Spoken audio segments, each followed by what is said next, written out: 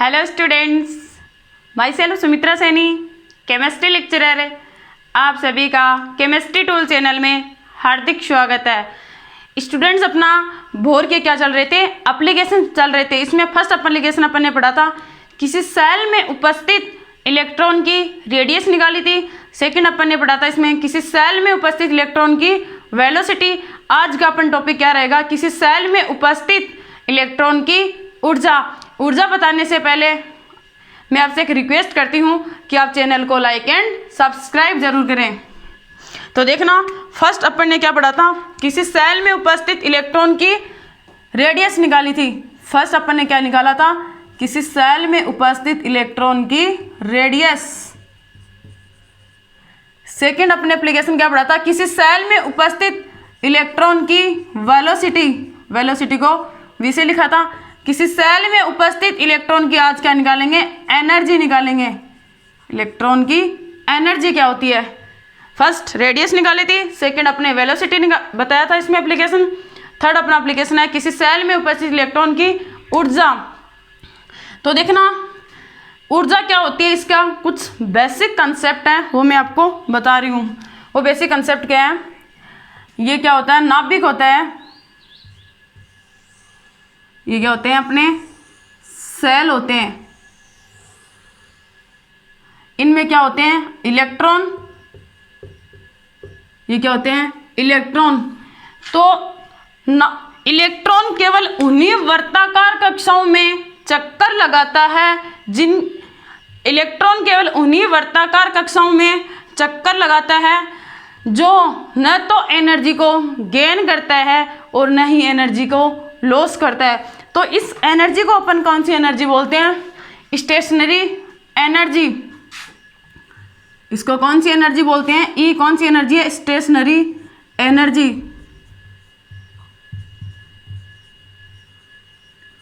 Stationery energy का यहाँ पे मीन्स क्या है, स्टेशनरी एनर्जी का यहाँ पे मीन्स है फिक्स। स्टेशनरी एनर्जी का मीन्स है यहाँ पे फिक्स।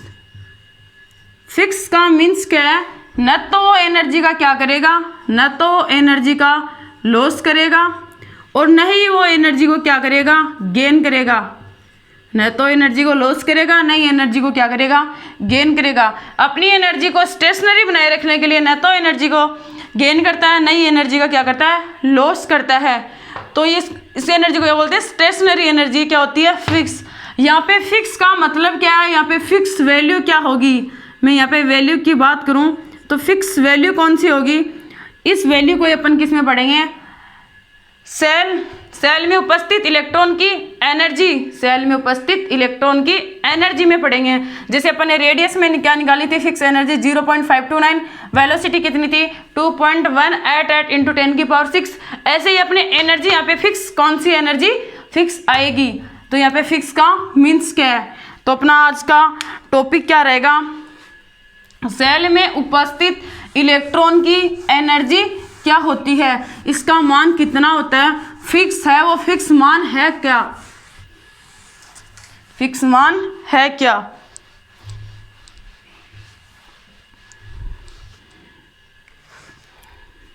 तो मैं बोल दूं, थर्ड नंबर अपना एप्लीकेशन क्या है, energy of electron in cell. किसी कोश में इलेक्ट्रॉन की ऊर्जा कैसे निकाली जाती है। तो अपना टॉपिक क्या है आज का, energy of electron in cell. कोश में इलेक्ट्रॉन की ऊर्जा, कोश में इलेक्ट्रॉन की क्या ऊर्जा।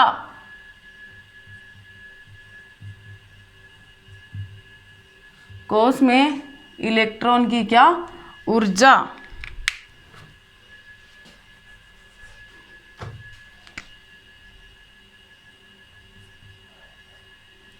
Energy of electron in cell. कोश में इलेक्ट्रॉन की क्या ऊर्जा होती है।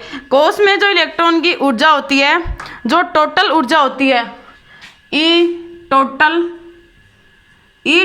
जो ऊर्जा होती है वो क्या होती है, स्टैटिक ऊर्जा प्लस गतिज ऊर्जा, मैं बोल दूँ kinetic energy plus potential energy का जो योग होता है वो क्या कहलाती है, टोटल एनर्जी कहलाती है। Kinetic energy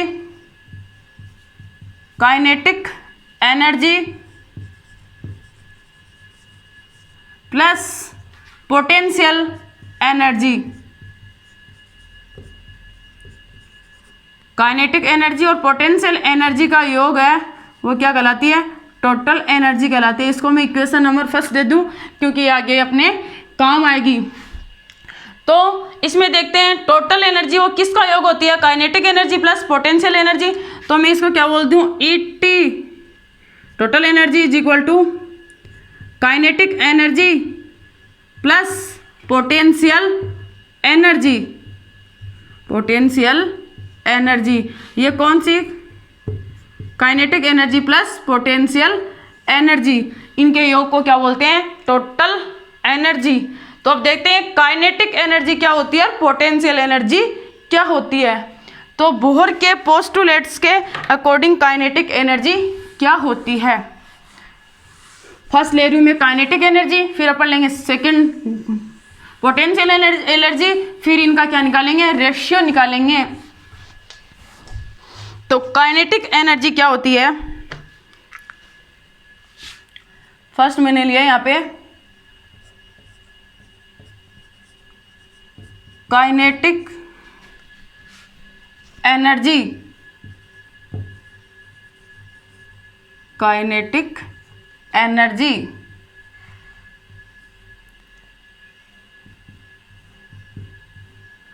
kinetic energy. तो इसको अपन किससे देखेंगे, बोहर के पोस्टुलेट से देखेंगे। तो ध्यान से देखना, नाविक,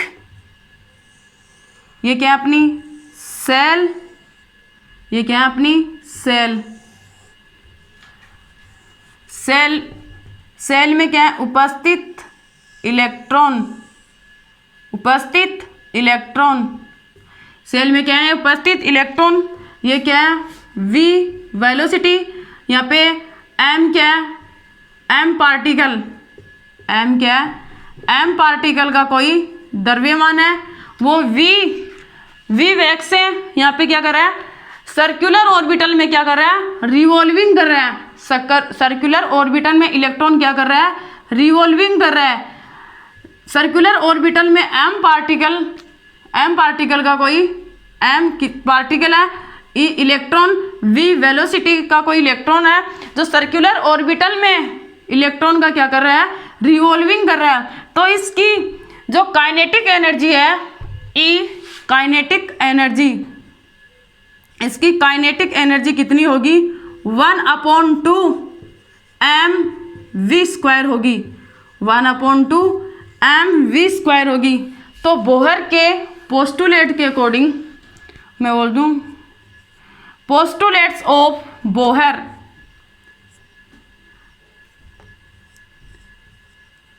पोस्टुलेट ऑफ बोहर्स, बोहर ने क्या वो बताया था, पोस्टुलेट्स ऑफ बोहर, बोहर ने क्या बताया था, इलेक्ट्रॉन उन्हीं वर्ताकार कक्षाओं में चक्कर लगाता है, इलेक्ट्रॉन उन्हीं वर्ताकार कक्षाओं में चक्कर लगाता है, मतलब सर्कुलर ऑर्बिटल में क्या करता है, वो रिवॉल्विंग करता है।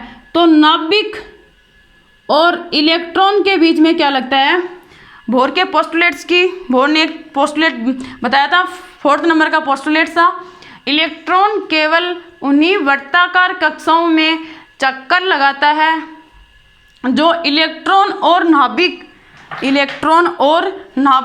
ये अपना क्या है, इलेक्ट्रॉन, ये अपना क्या है, नाभिक, इलेक्ट्रॉन और नाभिक के बीच में इलेक्ट्रोस्टैटिक फोर्स, स्थिर वैद्युत आकर्षण बल, यह फोर्स सेंट्रीपिटल फोर्स प्रदान करता है। मतलब नाभिक और इलेक्ट्रॉन के बीच में कौन सा फोर्स लगता है, सेंट्रीपिटल फोर्स। इसके बीच में नाभिक और इलेक्ट्रॉन के बीच में इलेक्ट्रोस्टैटिक फोर्स लगेगा, ये किसको प्रोवाइड करता है, अब सेंट्रीपिटल फोर्स प्रोवाइड करवाता है। तो ये यहाँ पे कौन सा फोर्स लग रहा है, इलेक्ट्रोस्टैटिक फोर्स। ना इलेक्ट्रॉन उन्हीं वर्ताकार कक्षाओं में चक्कर लगाता है जो नाभिक और इलेक्ट्रॉन के बीच में इलेक्ट्रोस्टैटिक फोर्स प्रदान करता है। यह फोर्स क्या प्रोवाइड करवाता है, यह फोर्स सेंट्रीपिटल फोर्स प्रदान करवाता है। कौन सा फोर्स, सेंट्रीपिटल फोर्स प्रदान करता है। तो मैंने क्या बताया था, इलेक्ट्रोस्टैटिक फोर्स क्या होता है, दो आवेश होते हैं Q1 और Q2 होते हैं, इनके बीच में क्या होती है r डिस्टेंस।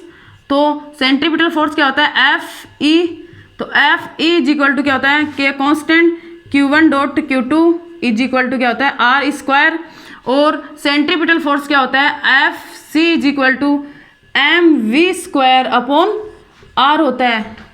तो मैं यहाँ पे Fc इज इक्वल टू के ई Q1 upon Q2 upon r square mv square upon r हो गया। तो ध्यान से देखना, ये क्या हो गया, mv स्क्वायर अपॉन r हो गया। तो ये मैं किसी एटम के लिए अप्लाई करूँ, ये मैं किसी एटम के लिए क्या करूँ, अप्लाई करूँ। तो एटम के लिए, एटम में क्या होते हैं, प्रोटॉन होते हैं। प्रोटॉन की जो संख्या है वो किस पे डिपेंड करती है, प्रोटॉन की संख्या है वो इलेक्ट्रॉन की संख्या में बोल दो एटॉमिक नंबर के इक्वल होती है, एटॉमिक नंबर के क्या होती है, इक्वल होती है। तो नाभिक में क्या होते हैं, प्रोटॉन और क्या होते हैं, न्यूट्रॉन होते हैं। नाभिक में क्या होते हैं, प्रोटॉन और न्यूट्रॉन होते हैं। नाभिक में क्या है, प्रोटॉन और न्यूट्रॉन होते हैं। ये नाभिक, इसमें क्या है,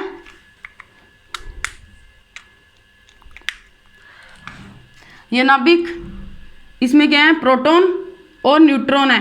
प्रोटॉन पर आवेश किस प्रकार का होता है, प्लस ई, और इलेक्ट्रॉन पर आवेश किसका होता है, माइनस ई।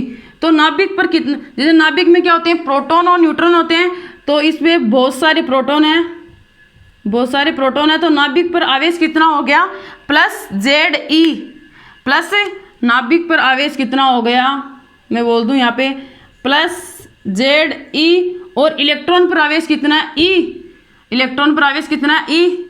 तो मैं इसको किसी एटम के लिए अप्लाई किया है, तो कांस्टेंट के, नाभिक पर आवेश जेड ई, इलेक्ट्रॉन पर आवेश ई, मैग्नीट्यूड को लिए upon are square, upon are square. तो एफ इज इक्वल टू क्या होगा, K Z square upon are.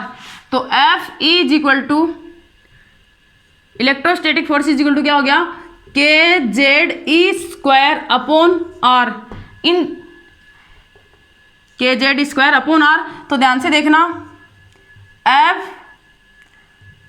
Is equal to क्या, एफ सी, एफ ई क्या है, K Z E square upon are is equal to M we square upon are.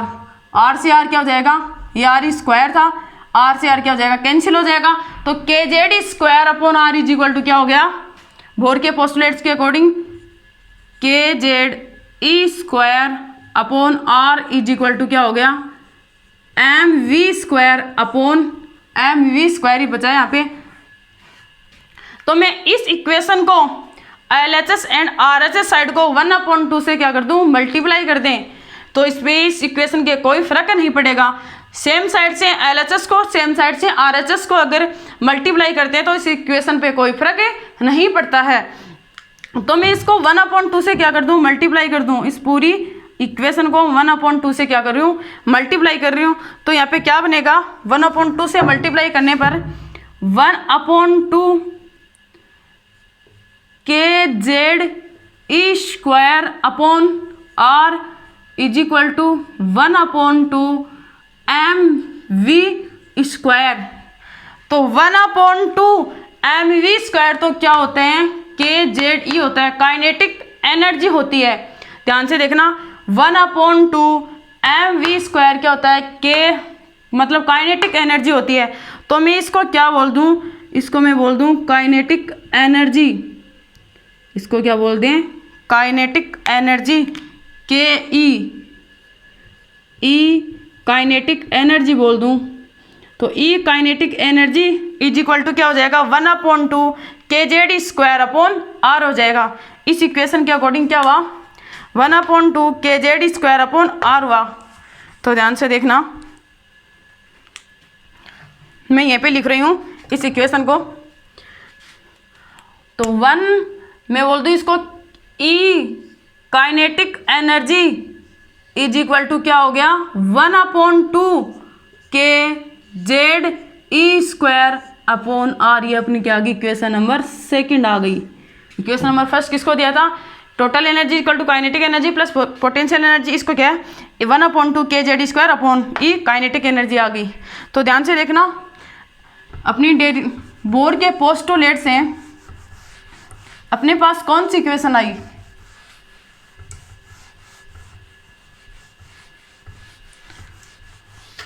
Bore के postulate से अपने पास equation आई, E kinetic energy is equal to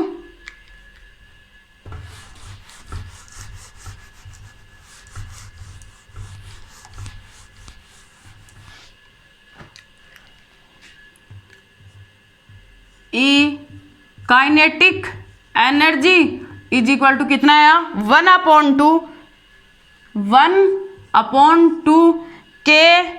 kZe²R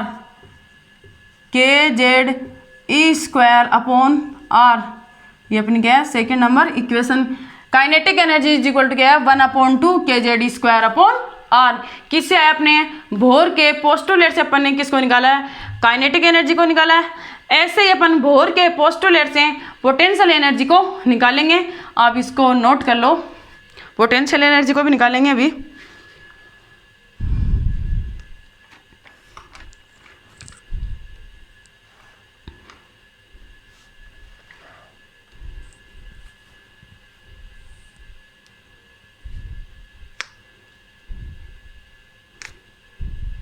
note कर लिया होगा। तो अपन सेकंड क्या देखेंगे, पोटेंशियल एनर्जी। सेकंड अपन क्या देखेंगे, पोटेंशियल एनर्जी।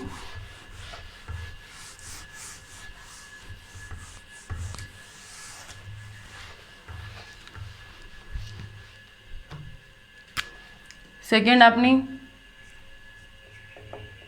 पोटेंशियल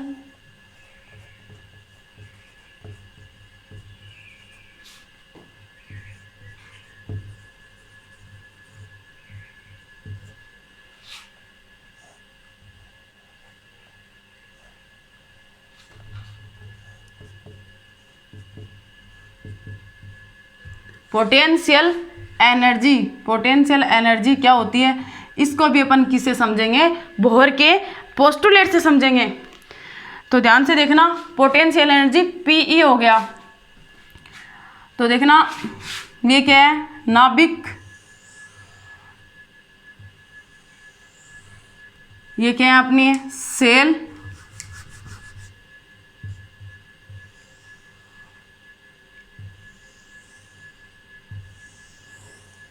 ये क्या है अपनी सेल, ये क्या है नाभिक। नाभिक में क्या है, सर्कुलर ऑर्बिटल में इलेक्ट्रॉन क्या कर रहा है, रिवॉल्विंग कर रहा है। सर्कुलर ऑर्बिटल में इलेक्ट्रॉन रिवॉल्विंग कर रहा है। N is equal to 1 2 3 4 KLM। Circular orbital में इलेक्ट्रॉन क्या कर रहा है, रिवॉल्विंग कर रहा है। सर्कुलर ऑर्बिटल में क्या कर रहा है, इलेक्ट्रॉन रिवॉल्विंग कर रहा है। किस वेलोसिटी से, v वेलोसिटी से। तो इसमें जो इलेक्ट्रॉन की डायरेक्शन और फोर्स ऑफ डायरेक्शन, इलेक्ट्रॉन की डायरेक्शन और फोर्स ऑफ डायरेक्शन के बीच में जो कार्य होता है वो क्या, किसके बराबर होता है, पोटेंशियल एनर्जी के बराबर होता है। तो मैं बात करूं W कार्य हो रहा है, W जो कार्य हो रहा है वो किसके इक्वल हो रहा है, फोर्स इलेक्ट्रॉन की डायरेक्शन और फोर्स ऑफ इलेक्ट्रॉन की डायरेक्शन और फोर्स ऑफ इलेक्ट्रॉन के बीच में जो कार्य होता है W, वो किसके किसके रूप में होता है, पोटेंशियल एनर्जी के रूप में होता है। W इजिकल टू क्या हो गया, PE। तो ध्यान से देखना, मैं बोल दूं P पोटेंशियल एनर्जी है, वो किसके बराबर है, कार्य के बराबर। और कार्य कौन सा हो रहा है, किस किस के बीच में हो रहा है, ध्यान से देखना, फोर्स और डी, फोर्स और विस्थापन का जो मल्टीपल होता है वो क्या होता है, कार्य कहलाता है। फोर्स और विस्थापन, डी विस्थापन के मल्टीपल, फोर्स और विस्थापन के जो मल्टीपल होता है वो क्या कहलाता है, कार्य कहलाता है। कार्य क्या, जो कार्य हो रहा है वो कौन सा कार्य हो रहा है, पोटेंशियल एनर्जी, वो क्या हो रहा है, पोटेंशियल एनर्जी के रूप में कार्य होता है। फोर्स और विस्थापन के मल्टीपल जो होता है वो क्या कहलाता है, कार्य कहलाता है। और कार्य किस रूप में हो रहा है, पोटेंशियल एनर्जी के रूप में हो रहा है। तो ध्यान से देखना, यहाँ मैं इसके छोटे से भाग को लूँ, जैसे मैं इसको छोटे से कुछ पार्ट को लिया, ये किसको लिया मैंने, डी आर को लिया, छोटे से किसी पार्ट को लिया, उसको मैंने आर बोल दिया।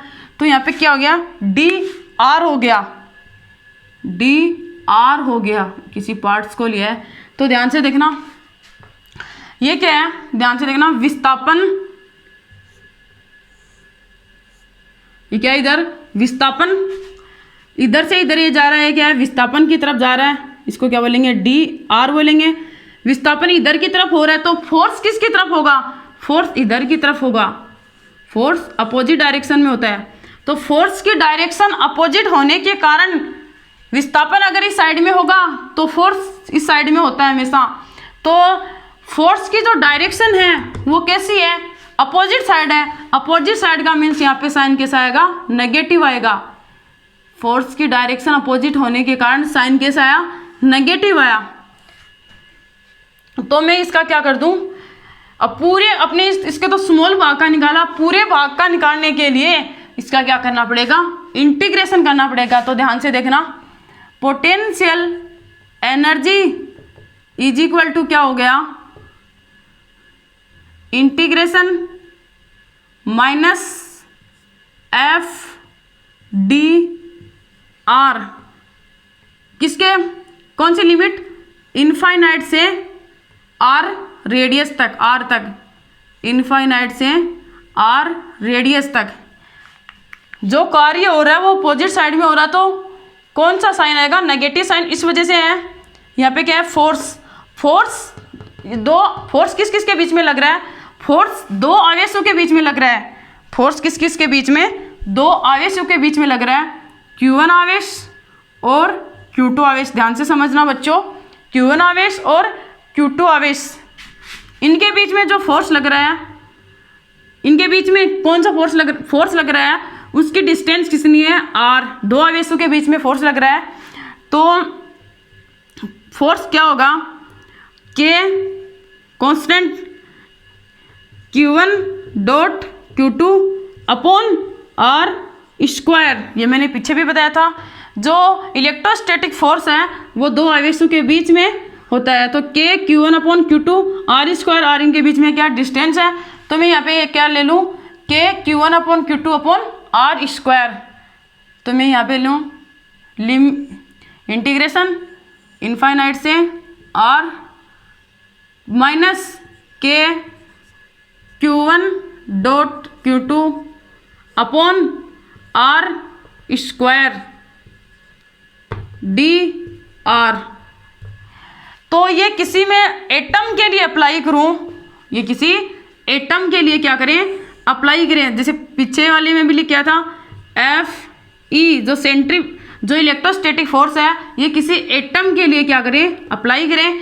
तो किसी एटम में क्या होते हैं, किसी एटम में क्या होते हैं, प्रोटॉन होते हैं। प्रोटॉन की संख्या किस पर डिपेंड करती है, इलेक्ट्रॉन की संख्या, या मैं बोल दूं परमाणु एटॉमिक नंबर के बराबर होती है, एटॉमिक नंबर के बराबर होती है। तो एक नाभिक में क्या होते हैं, इलेक्ट्रॉन का आवेश कितना होता है, ई, और नाभिक में क्या होते हैं, प्रोटॉन। तो मैं बोल दूं यहाँ पे बहुत सारे प्रोटॉन है, यहाँ पे बहुत सारे प्रोटॉन है। तो नाभिक पर आवेश कितना हो गया, प्लस जेड, और इलेक्ट्रॉन पर आवेश कितना हो गया, ई। नाभिक पर आवेश प्लस जेड और इलेक्ट्रॉन पर आवेश ई माइनस हो गया। प्रोटॉन पे आवेश प्लस ई होता है और इलेक्ट्रॉन पर आवेश कितना होता है, इलेक्ट्रॉन पर आवेश माइनस ई होता है। तो नाभिक का आवेश और किसका आवेश, इलेक्ट्रॉन का आवेश। तो यहाँ पे मैं किसी एटम के लिए यहाँ पे इसको अप्लाई किया है, किसी एटम के लिए अप्लाई किया है इसको,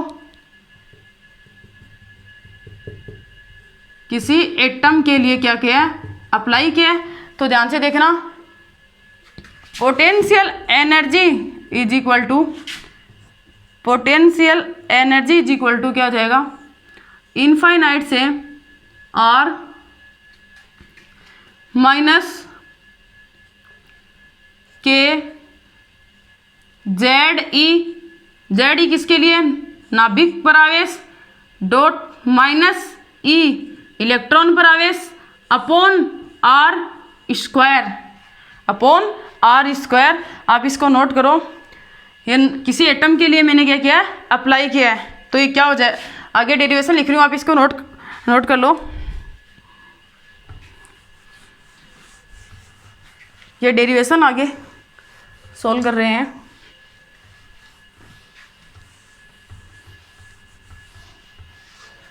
नोट करो आप, मैं इधर लिख लेती हूँ।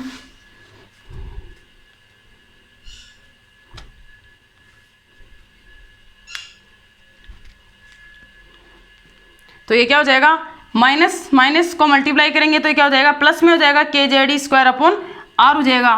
के यहाँ पे क्या होगा, कांस्टेंट है, तो कांस्टेंट को क्या ले लेंगे, बाहर ले लेंगे, के जेड ई को बाहर ले लेंगे।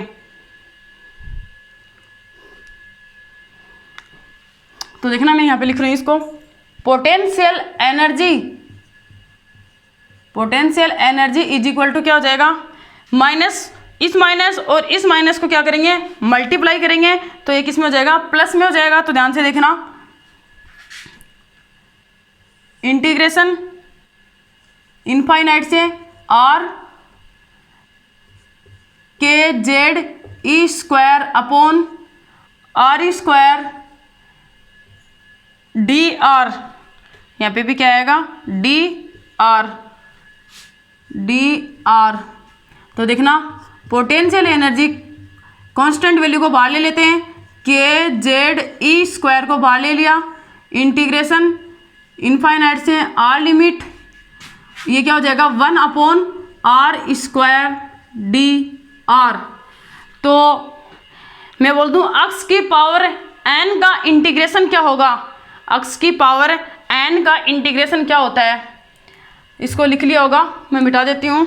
अक्स की पावर एन का जो इंटीग्रेशन होता है, मैं यहाँ पे बोल दूं अक्स की पावर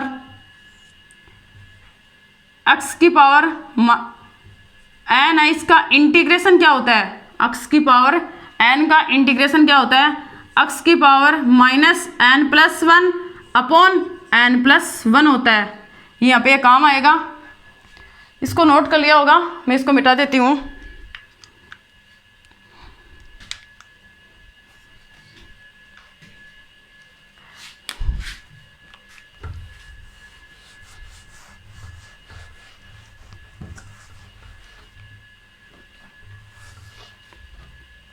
तो मैं इस इंटीग्रेशन को इधर लिख दूं, अक्स की पावर एन का इंटीग्रेशन। तो आगे देखना, potential energy is equal to क्या हो जाएगा, के जेड स्क्वायर बाहर ले लिया, तो के जेड ई स्क्वायर में 1 अपॉन आर स्क्वायर को क्या ले सकती हूँ, r minus 2 d r. Limit कौन सी, ये तो मैंने इसका बताया कि अक्स की पावर एन का इंटीग्रेशन क्या होता है। तो ध्यान से देखना, potential energy is equal to K Z E square, में इसको इधर लिख रही हूँ, potential energy is equal to K Z E square constant, R square, limit कौन सी, इनफाइनाइट से आर, तो मैं लिमिट लगा दी यहाँ पे, इनफाइनाइट से आर स्क्वायर, और आर स्क्वायर को क्या करना है, अपना इंटीग्रेशन करना है। तो अक्स की पावर एन का इंटीग्रेशन माइनस एन प्लस 1 होता है, तो यहाँ पे मैं क्या ले लूँ, अक्स की पावर 2 ले लूँ।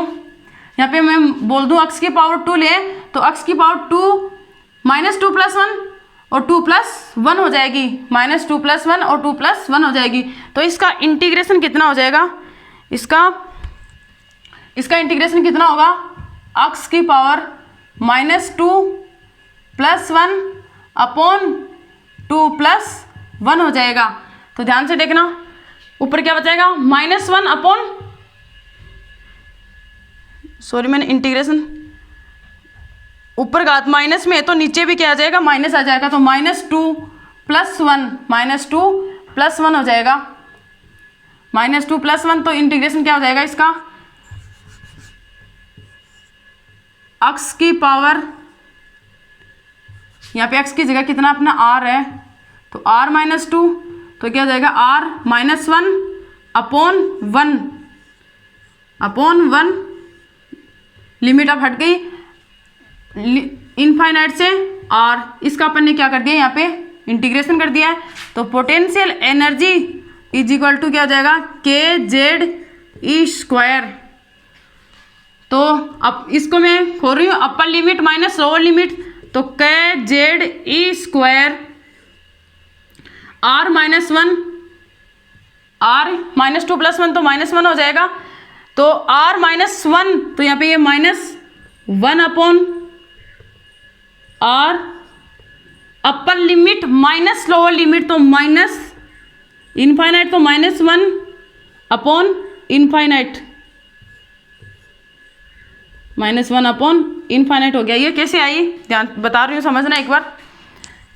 अपर लिमिट दो, पहले अपर लिमिट का किया तो माइनस, ये माइनस यहाँ से r -1 को 1 अपॉन r, ये माइनस इसका है upper limit minus lower limit, ये माइनस लोअर लिमिट वाला है, ये माइनस लोअर लिमिट वाला है, और ये माइनस यहाँ से, और यहाँ पे इनफाइनाइट रखूँ मैं तो इनफाइनाइट -1 1 अपॉन इनफाइनाइट हो जाएगा। ये क्या हो जाएगा, पोटेंशियल एनर्जी हो जाएगी। तो potential energy is equal to kZe² -1 upon r हो जाएगा, -1 अपॉन, तो यहाँ पे माइनस लग जाएगा तो kZ² अपॉन r हो जाएगा। -1 अपॉन इनफाइनाइट का मान कितना होता है, 0 होता है, 1 अपॉन इनफाइनाइट का मान कितना होता है, 1 अपॉन इनफाइनाइट का मान कितना होता है, 0 होता है। तो इस 0 में से ये वैल्यू जाएगी तो कितने बचेगा, 1 अपॉन r बचेगा। तो kZ, मैंने माइनस आगे लगा दिया, kZ² अपॉन r आ जाएगा, तो -kZ² अपॉन r आ गया।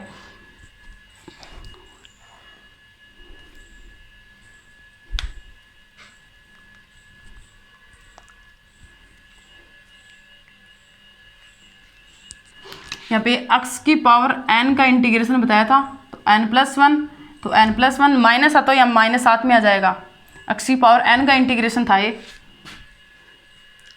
तो अपने पास क्या है, potential energy is equal to क्या है, kZ अपॉन r आया, और kinetic energy is equal to क्या है अपने पास, 1/2 क्या था अपने पास, 1/2 kZ² अपॉन r आया था। काइनेटिक एनर्जी तो कितनी आई थी, 1/2 kZe² अपॉन r आई थी, और पोटेंशियल एनर्जी कितनी आई है, -kZ² अपॉन r आई है। तो अब इन तीनों का क्या ले लें, इन तीनों को इनका रेशियो निकालें, तो नोट कर लिया होगा।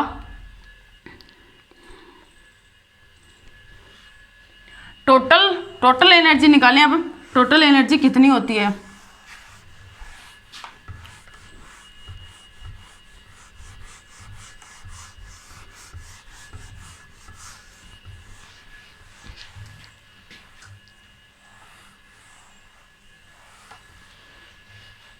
ये अपने पास कितनी आई थी, -kZ² अपॉन r आई थी। ये कितनी आई थी, -kZ² अपॉन r आई थी। तो अपन मैं बोल दूँ टोटल एनर्जी निकालें। अब अपन निकालें टोटल एनर्जी। टोटल एनर्जी क्या होती है, E total is equal to क्या हो जाएगा, ई काइनेटिक एनर्जी मैंने फर्स्ट इक्वेशन में दी थी, E total is equal to E total energy बोल दूं मैं यहाँ पे, E total energy is equal to कौन सी, ई काइनेटिक एनर्जी, मैं बोल दूं kinetic energy plus potential energy plus potential energy. Total energy है वो कितनी होती है, टोटल एनर्जी कितनी होती है, kinetic energy plus potential energy. Kinetic energy अपने पास कितनी आई थी, 1/2 kZe² upon r, plus potential energy अपने पास कितनी आई, -kZe² upon r, -kZ² upon r आई थी। ये अपनी कौन सी एनर्जी है, टोटल एनर्जी। टोटल एनर्जी, ये टोटल बोल दिया, टोटल एनर्जी होगी। तो -1 मतलब -1 में से क्या जाएगा, हाफ वाली, माइनस ज़्यादा में से क्या किसको घटाते हैं, कम को घटाते हैं। ज़्यादा में से कम को घटाते हैं तो ज़्यादा कौन सी वैल्यू है, माइनस की वैल्यू है। तो -1 में से किसको घटाएं, प्लस हाफ को घटाएं। तो total energy is equal to क्या आएगा, total energy is equal to -kZe² upon R आ जाएगा।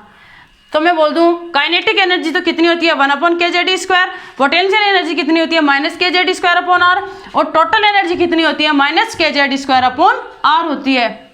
-1/2 लग जाएगा यहाँ पे, -1/2 kZ² अपॉन, क्यों एक में से हाफ घटाना तो हाफ तो आएगा यहाँ पे, तो -1/2 kZ² अपॉन आर।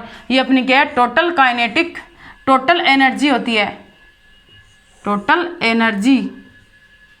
तो नोट कर लो आप इसको। अब इन तीनों का क्या लेते हैं, रेशियो निकालते हैं, रेशियो निकालते हैं इन तीनों का, रेशियो निकालते हैं total energy, potential energy plus kinetic energy. तो मैं यहाँ पे लिख रही हूँ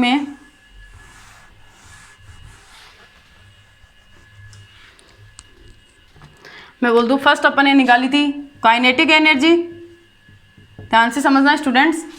सेकेंड अपन ने निकाली थी पोटेंशियल एनर्जी, और थर्ड अपन ने क्या निकाली थी, टोटल एनर्जी। टोटल, ध्यान से देखना बच्चों, काइनेटिक एनर्जी अपने पास क्या आई थी, 1/2 kZe² upon are. Potential energy कितनी आई थी अपने पास, -kZe² अपॉन आर। और टोटल एनर्जी कितनी आई अपने पास, टोटल एनर्जी अपने पास आई -1/2 kZe² अपॉन आर। ये अपने पास क्या आई, टोटल एनर्जी आई।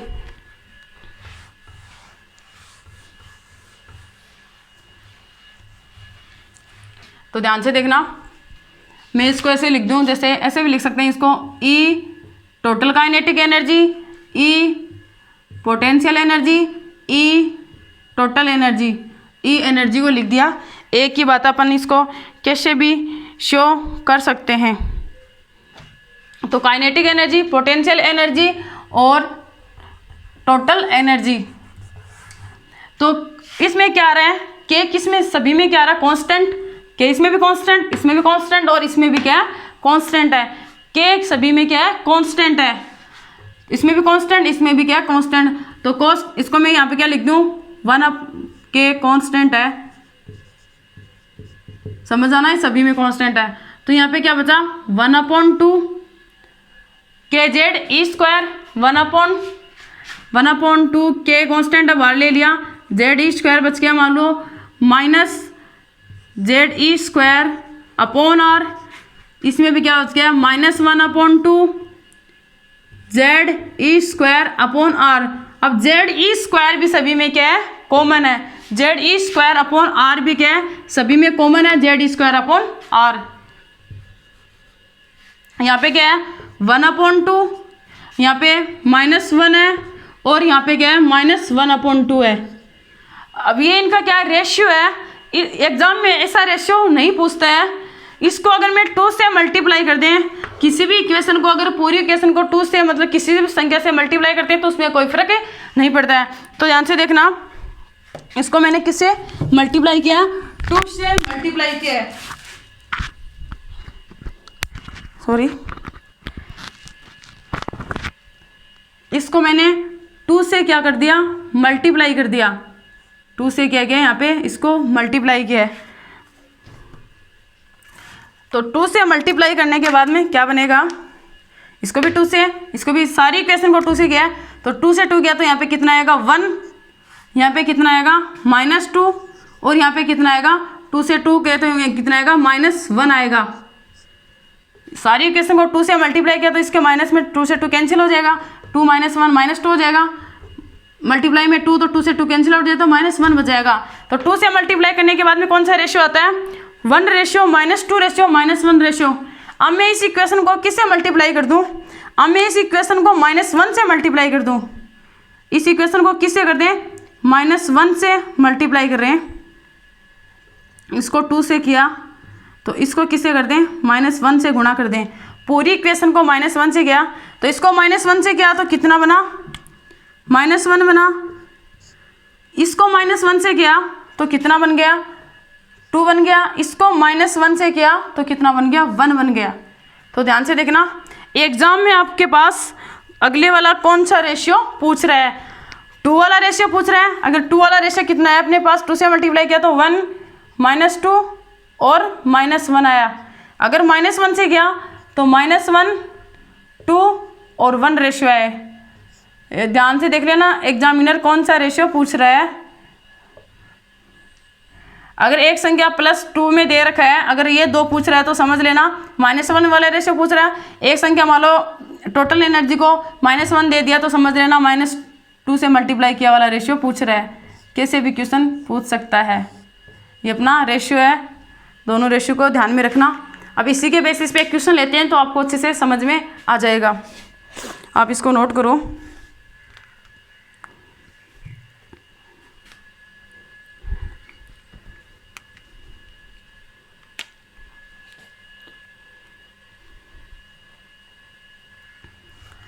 तो ध्यान से देखना, मैं -1 वाले रेशियो को लेके क्वेश्चन सोल्व करते हैं, -1 वाले रेशियो को लेके क्वेश्चन सोल्व करते हैं।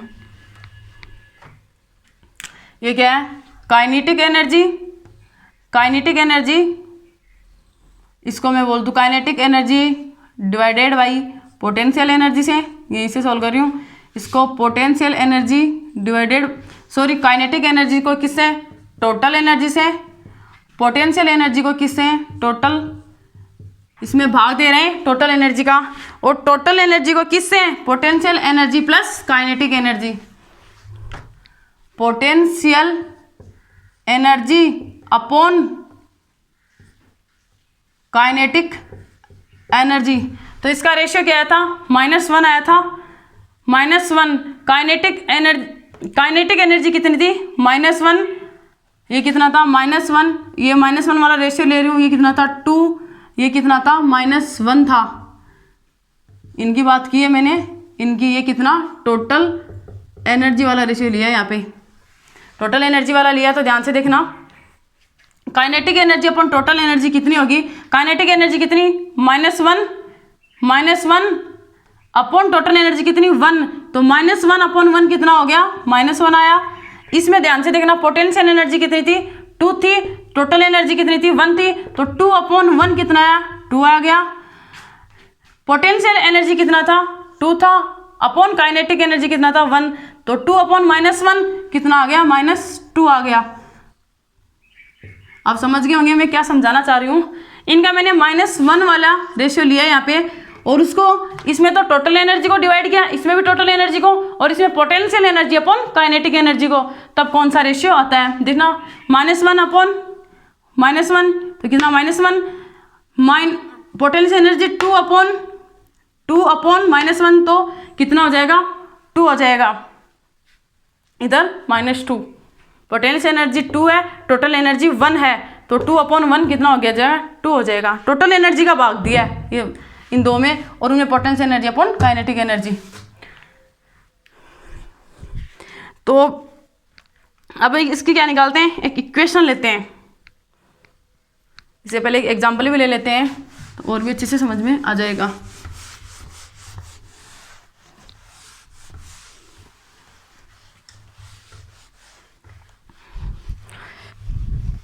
ई टोटल एनर्जी अपने पास कितनी आई थी, ई मैं इससे पहले क्वेश्चन बता देती हूँ आपको।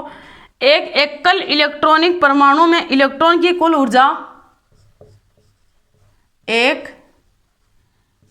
एकल परमाणु में इलेक्ट्रॉन की, एक एकल परमाणु में इलेक्ट्रॉन की कुल ऊर्जा, इलेक्ट्रॉन की कुल ऊर्जा ए है, इलेक्ट्रॉन की कुल ऊर्जा ए है, तो बताओ पोटेंशियल एनर्जी प्लस, तो बताओ kinetic energy plus potential energy, kinetic energy and potential energy बताओ, kinetic energy and potential energy का मान बताओ, उनका मान क्या होगा। तो ध्यान से देखना, टोटल एनर्जी, टोटल एनर्जी कितनी होती है, ई टोटल एनर्जी कितना दिया है, ई टोटल एनर्जी दिया है उसने, ई टोटल एनर्जी दिया उसने ए, पूछा क्या है, ई काइनेटिक एनर्जी और ई पोटेंशियल एनर्जी पूछा है। एक एकल परमाणु में इलेक्ट्रॉन की कुल ऊर्जा अगर ए है, एक एकल इलेक्ट्रॉनिक परमाणु में, एक एकल इलेक्ट्रॉनिक परमाणु में इलेक्ट्रॉन की, इलेक्ट्रॉनिक परमाणु में इलेक्ट्रॉनिक परमाणु में इलेक्ट्रॉन की कुल ऊर्जा अगर ए है, तो बताओ kinetic energy and potential energy का मान कितना होगा। मैंने अभी क्या बताया था आपको, अपन रेशो कौन सा लिया था, -1 और 2 और 1 वाला रेशियो लिया था, ये अपने पास रेशियो आया था। तो मैंने आपको क्या बताया था, potential energy, kinetic energy divided by potential energy, और potential energy is divided by total energy, total energy. तो काइनेटिक एनर्जी कितनी थी, -1 और टोटल एनर्जी 1 थी, तो -1/1 कितना आया था, यहाँ पे 1 आया था। पोटेंशियल एनर्जी कितनी थी, 2 में टोटल एनर्जी 1 थी, तो 2/1 कितना हो गया, अपने पास कितना आया था, 1 आया, 2 आया था, 2/1 कितना आया था, अपने पास 2 आया था, अभी मैंने क्वेश्चन बताया था। तो इसमें दे रखी है, ये एक सेकंड, मतलब क्या बताऊँ मैं, मिनट में मिनट लग ही नहीं सकती, अपन ये क्वेश्चन देख के अपन डायरेक्ट आंसर कर सकते हैं। तो ध्यान से देखना, टोटल एनर्जी को कितना माना इसने, ए, तो यहाँ पे एक टोटल एनर्जी का मान ए है, पूछा किसका है, काइनेटिक एनर्जी का, तो ए मल्टीप्लाई में आ जाएगा, ए गुणा ए कितना हो जाएगा, ए गुणा मतलब काइनेटिक एनर्जी का पूछा है, टोटल एनर्जी का अपने को दिया है। तो ये अपना माइनस में आई थी वैल्यू, सॉरी, काइनेटिक एनर्जी का माइनस में 1 थी, -1/1 कितना हो गया, -1।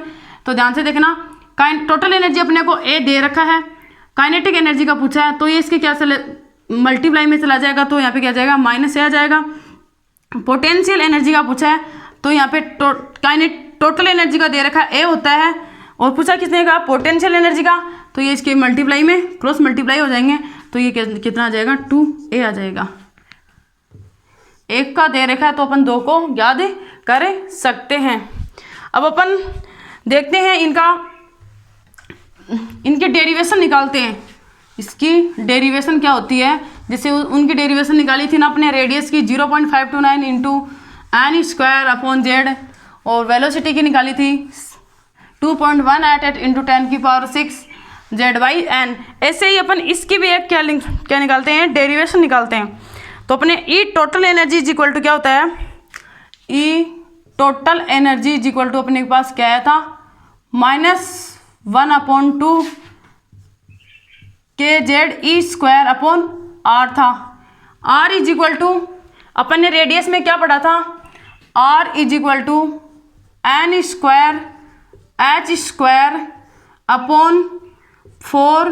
π² me² z।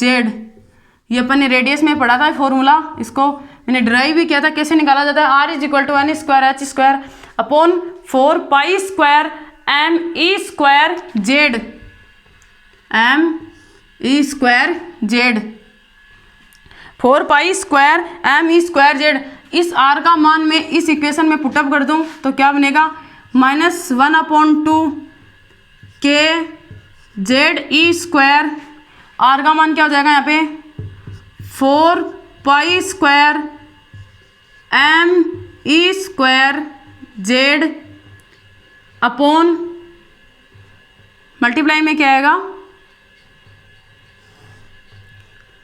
मल्टीप्लाई में क्या है एन स्क्वायर एच स्क्वायर, कटने वाले को काट दो तो यहाँ पे क्या 2 से यहाँ पे 2 कट जाएगा, तो यहाँ पे क्या बचा माइनस के जेड ई square 2 pi square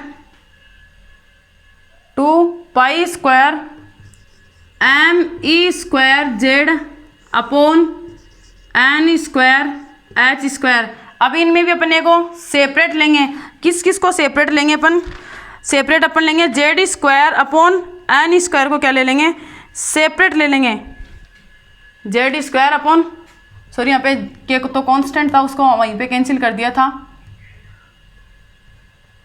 Z square इस अपन किस किस को सेपरेट लेंगे, Z square upon N square को, जैसे अपन ने रेडियस में भी लिया था, इसमें अपन किसको सेपरेट लेंगे, Z square upon N square को क्या ले लेंगे, सेपरेट ले लेंगे। तो यहाँ पे इस जेड से इस जेड स्क्वायर बन जाएगा, 1/4 बन जाएगी, तो देख क्या बना 2 pi square 1/4 M upon H square, किसके is equal to total energy के is equal to -2 pi square इस 1/4 अपॉन एम हो जाएगा। तो इसका मान कितना होता है, इसका मान -13.6 होता है, इसका मान -13 कितना होता है 6, -13.6 हो गया। तो total energy is equal to, अपने पास क्या फॉर्मूला आएगा, total energy is equal to -13.6 multiply by Z square upon N square, Z square upon N square, ये अपना क्या आ गया, फॉर्मूला आ गया। जैसे अपना रेडियस का भी निकाला था वैसे टोटल एनर्जी का फॉर्मूला भी निकाल दिया, total energy -13.6 Z square upon N square. अब इसमें क्या देखेंगे, ग्राफ देखेंगे, आप इसको नोट करो डेरिवेशन को।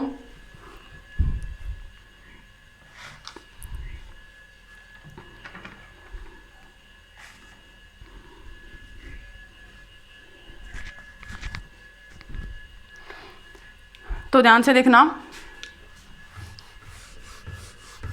Total energy -13.6 Z square upon N square,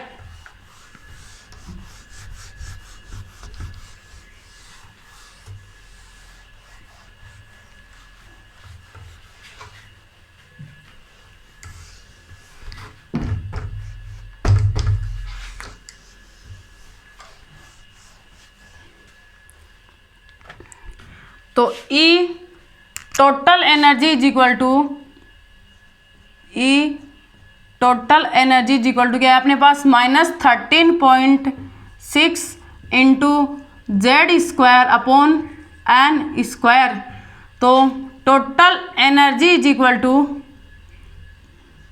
मैं बोल दूँ समानुपाती Z square upon N square. इसमें किसको कांस्टेंट ले लें, फर्स्ट अपन कांस्टेंट ले रहे हैं जेड को, फर्स्ट कंडीशन क्या है, जेड को मैंने क्या लिया, फर्स्ट केस है अपना, केस फर्स्ट जेड को क्या लिया, कांस्टेंट लिया है, जेड को क्या ले लिया, कांस्टेंट ले लिया। अगर जेड को कांस्टेंट लेते हैं तो क्या बनेगी इक्वेशन, टोटल एनर्जी, यहाँ ई टोटल बोल दूँ मैं, E total energy is equal to क्या बनेगा, ई टोटल एनर्जी समानुपाती इसके, सॉरी वेद क्रमानुपाती 1 अपॉन -1 अपॉन एन स्क्वायर।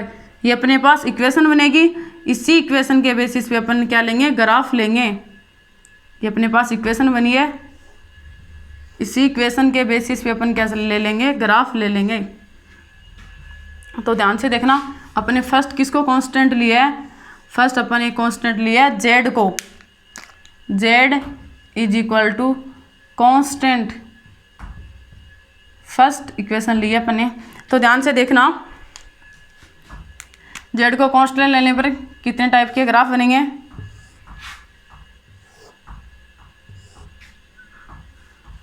मैं ग्राफ की बात करूं, ऊपर से ले लेती हूँ, इसको तो समझाने में दिक्कत नहीं होगी।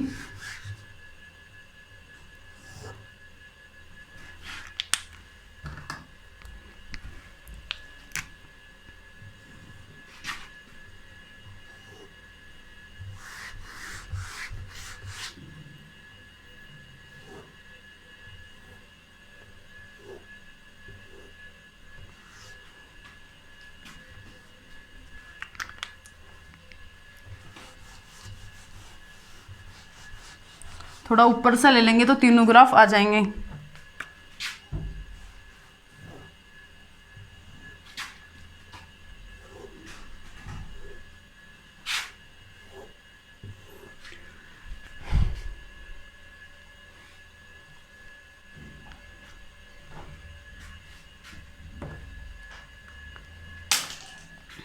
ये क्या है, अपने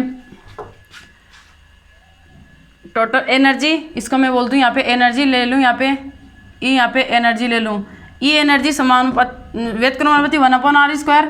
तो यहाँ पे तो क्या ली हुई है, एनर्जी ली हुई है। यहाँ पे तो क्या, ई एनर्जी ली हुई है, और यहाँ पे क्या है 1/n², 1/n²। और यहाँ पे लिया मैंने 1/n, और यहाँ पे मैंने ओनली सिंगल n लिया है,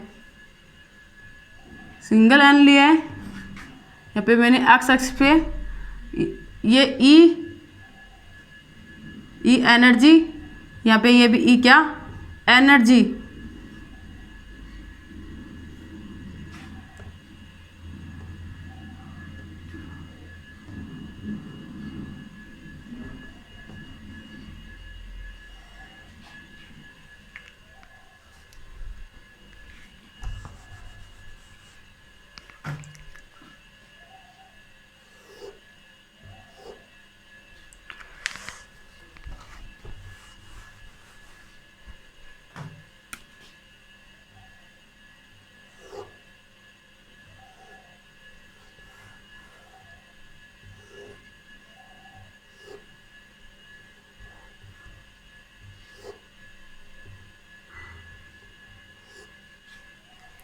ये अपना क्या है, मेन पॉइंट।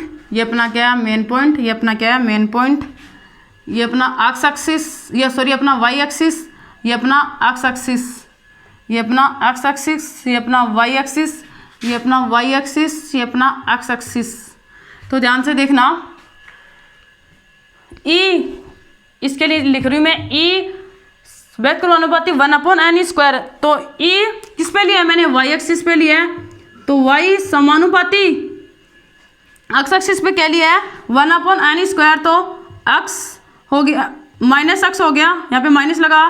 तो वाई के समानुपाती के निशान को उठाने के लिए क्या काम आता है, एम। तो Y is equal to minus M X, Y is equal to क्या आ जाएगा, minus M X, Y is equal to minus M X. अब मैं इसके लिए लूँ,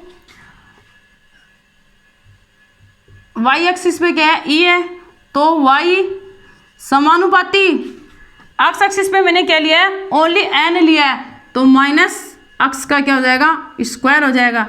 तो वाई समानुपाती माइनस एक्स माइनस वाई समानुपाती माइनस एम एक्स स्क्वायर। यहाँ पे देखना, ई किस पे लिया है, वाई एक्सिस पे।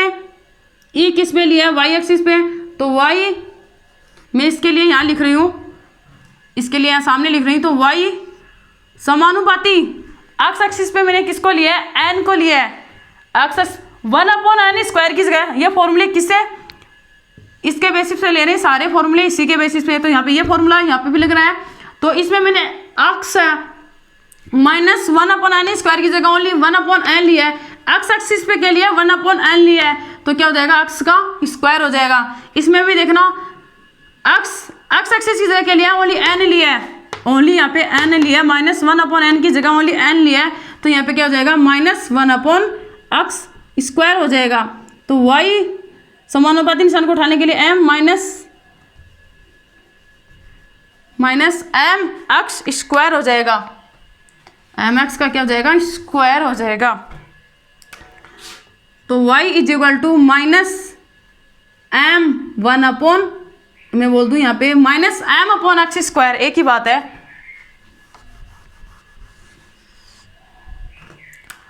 y -m/x²।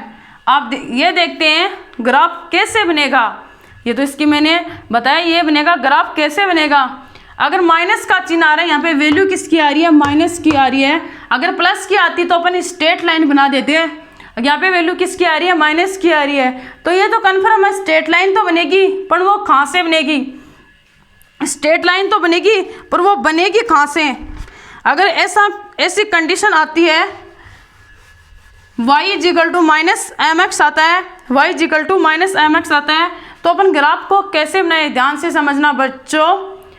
अपन यहाँ पे तो क्या लेते हैं? बोर्ड का लेफ्ट, यहाँ पे क्या लेते हैं? राइट लेते हैं।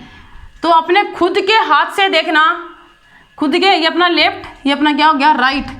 तो ये मेरा कौन सा? राइट हाथ, ये अपना लेफ्ट हाथ होता है, और ये अपना क्या हो गया? राइट। तो बोर्ड का लेफ्ट एंड राइट ये होता है। तो राइट वाले को मैं बता रही हूँ, राइट वाले की तरफ क्या है? राइट वाले की तरफ जो ग्राफ बनेगा वो पॉजिटिव वाला होगा। राइट हैंड की तरफ जो ग्राफ आएगा वो पॉजिटिव होगा, और लेफ्ट हैंड की तरफ जो ग्राफ आएगा वो क्या होगा? नेगेटिव होगा।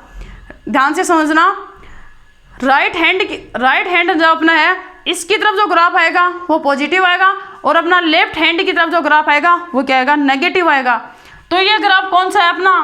ये ग्राफ अपना लेफ्ट हैंड वाला है, नेगेटिव स्लोप वाला है, लेफ्ट हैंड वाला है। तो लेफ्ट हैंड वाला ग्राफ हमेशा नीचे की तरफ आता है। तो ये तो कंफर्म हो गया, माइनस आने की वजह से मेन पॉइंट से स्टार्ट होगा। तो मेन पॉइंट तो अपना यही है, अपने ऐसे इसको ऐसे बनाइए, ये अपनी पॉजिटिव होता है। अगर यहाँ पे पॉजिटिव होता है तो डायरेक्ट स्ट्रेट लाइन बन जाती है। अपना नेगेटिव है तो ये अपना पार्ट क्या है? नेगेटिव है। तो ये पॉजिटिव, ये नेगेटिव, ये क्या है? नेगेटिव। तो ध्यान से देखना, इससे तो ये भी नेगेटिव, इससे तो ये बन नहीं सकता। यहाँ पे कोई मेन पॉइंट नहीं है, मेन पॉइंट तो अपना यही है। तो मेन पॉइंट से स्टॉप, मेन पॉइंट से ग्राफ नीचे की तरफ आएगा, तो मेन पॉइंट से ग्राफ नीचे की तरफ आ रहा है, वो क्या -mx। और इसमें देखना y -mx² आ रहा है, तो मैंने क्या होता है? ग्राफ का मुँह है कम घात की तरफ खुलेगा। मैं बोल दूँ परवलय का मुँह है कम घात की तरफ खुलेगा। तो यहाँ पे y की कितनी घात है?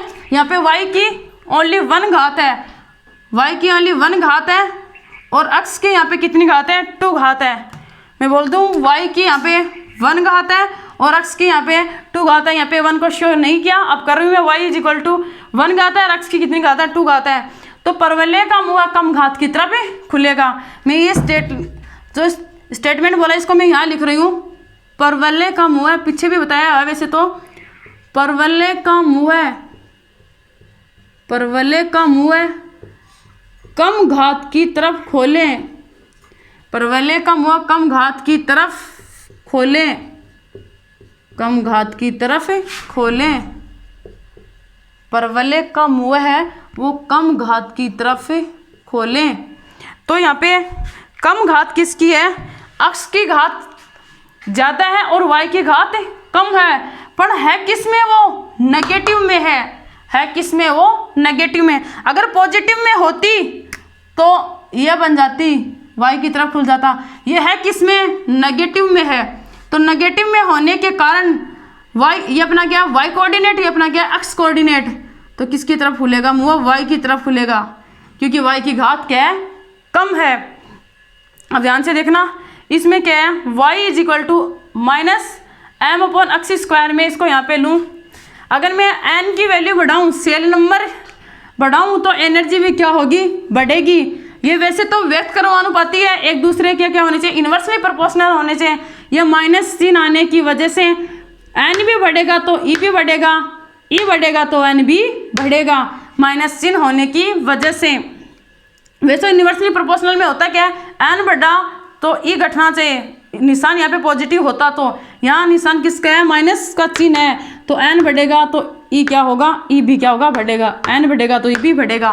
तो यहाँ पे पर दोनों मान किस में है, नेगेटिव में है, एम और एक्स स्क्वायर, मतलब ई और एन है, दोनों मान किस में है, नेगेटिव में है। तो ध्यान से देखना, यहाँ पे मैंने एन को लिया है,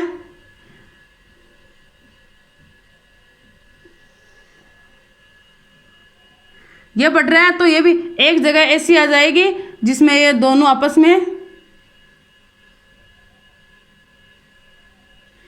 यहाँ पे मैंने एन को लिया है, ध्यान से देखना, तो इसमें ई भी बढ़ रहा है और एन भी बढ़ रहा है, दोनों मान क्या बढ़ रहे हैं, किसकी वजह से, माइनस के चिन्ह आने की वजह से दोनों मान बढ़ रहे हैं, है इन्वर्सली प्रोपोर्शनल, माइनस चिन्ह की वजह से दोनों मान बढ़ेंगे, एन सेल नंबर भी बढ़ेंगे तो एनर्जी भी क्या बढ़ेगी।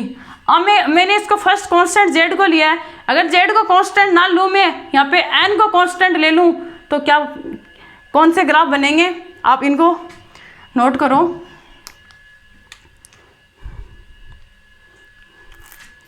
नोट कर लिया होगा।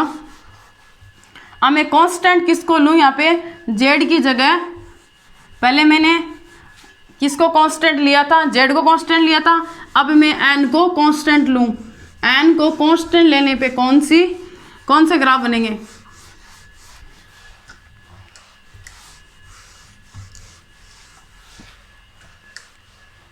इसी फॉर्मूले में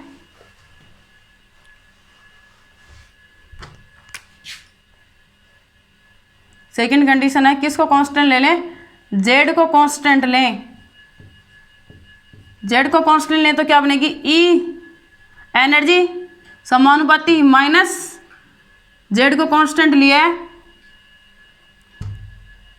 पहले वाले में किसको कांस्टेंट लिया था, एन को, पहले वाले में मैंने एन को कांस्टेंट लिया था, पहले वाले में मैंने जेड को कांस्टेंट लिया था, तभी तो 1/n² बना था। अब अपन किसको कांस्टेंट ले लेंगे, एन को कांस्टेंट लेंगे, पहले वाले में जेड को लिया था तभी तो 1/n² बना था। अब कांस्टेंट किसको लेंगे, पहले वाले में जेड को लिया था, अब कांस्टेंट लेंगे एन को, तो मैं एन को क्या ले लेंगे, सेल नंबर को क्या लें, कांस्टेंट लें, तब क्या बनेगा, ई समानुपाती माइनस जेड का स्क्वायर, ये अपना फॉर्मूला है। तो एक बार तो मैं जेड स्क्वायर लूँ और एक बार मैं क्या लूँ, जेड लूँ। तो ध्यान से देखना,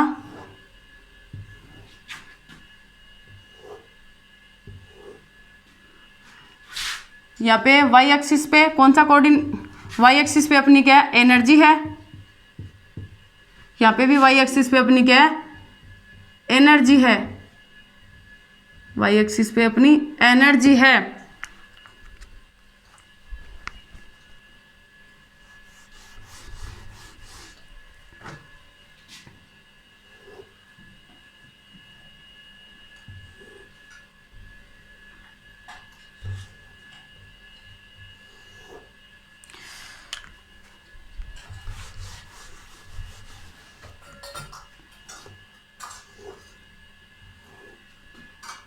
इस पे भी क्या है, अपनी एनर्जी है, कौन से कोऑर्डिनेट पे, वाई कोऑर्डिनेट पे, ये अपना एक्स कोऑर्डिनेट, ये अपना एक्स कोऑर्डिनेट, ये अपना वाई कोऑर्डिनेट, ये अपना मूल पॉइंट, ये अपना मूल बिंदु है, ये अपना क्या है, मूल बिंदु।